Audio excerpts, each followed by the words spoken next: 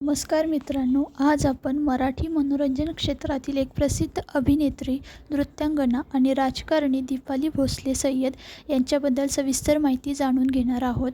दीपाली सय्यद यांचा जन्म 1 एप्रिल 1978 रोजी झाला.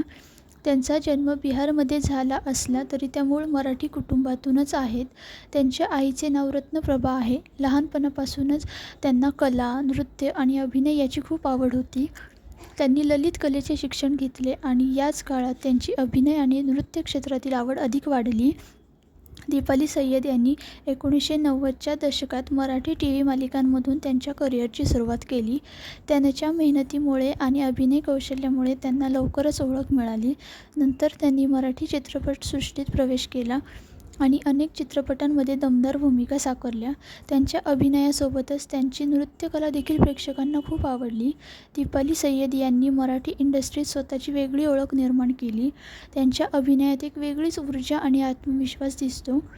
त्या फक्त अभिनेत्रीच नाहीत तर एक उत्तम नृत्यांगना आणि स्टेज परफॉर्मर देखील आहेत. 2026मध्ये त्यांनी बिग बॉस मराठी 6 या प्रसिद्ध रियालिटी शोमध्ये भाग घेतला. या शोमुळे त्यांना नव्याने लोकप्रियता मिळाली आणि प्रेक्षकांना त्यांचा वेगळा स्वभाव आणि व्यक्तिमत्व पाहायला मिळाले. मनोरंजन क्षेत्रासोबतच दीपाली सय्यद यांनी राजकारणातही प्रवेश केला. त्या महाराष्ट्राच्या राजकारणाशी जोडल्या गेल्या आहेत आणि सामाजिक कार्यात सक्रिय आहेत. त्या अनेक सामाजिक उपक्रमांमध्ये सहभागी होतात आणि लोकांच्या समस्या सोडवण्याचा प्रयत्न करतात.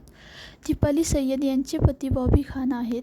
त्यांच्या वैयक्तिक आयुष्याबद्दल त्या खूप साधेपणाने जगतात आणि कुटुंबाला महत्त्व देतात. तर मित्रांनो, ही होती दीपाली भोसले सय्यद यांची प्रेरणादायी कहाणी. एक अभिनेत्री, नृत्यांगना आणि राजकारणी म्हणून त्यांनी अनेक क्षेत्रात यश मिळवले आहे.